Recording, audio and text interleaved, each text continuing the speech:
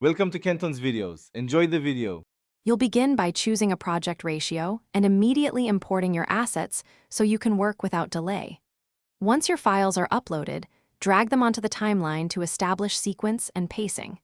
Make sure you enable Clipchamp's AI tools in settings to access templates, auto captions, and suggested edits. This speeds up rough assembly and keeps your creative intent intact. From here, trim rough clips and arrange story beats so the editor has a clear structure to refine with AI assistance.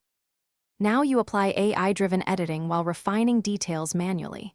Use AI trim and smart cut to remove pauses and redundant frames, then review each cut. The AI saves time, but you control pacing. Once done, generate captions and an AI voiceover if you need narration. Make timing tweaks so captions sync with speech.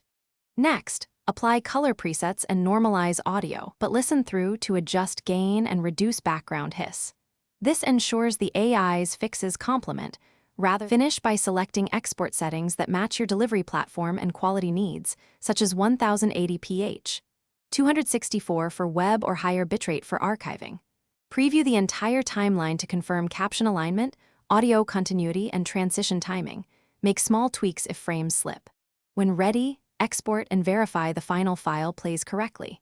If export fails or artifacts appear, relaunch Clipchamp, clear the cache, and re-render. That usually fixes codec conflicts and memory-related errors so you can deliver the polished video.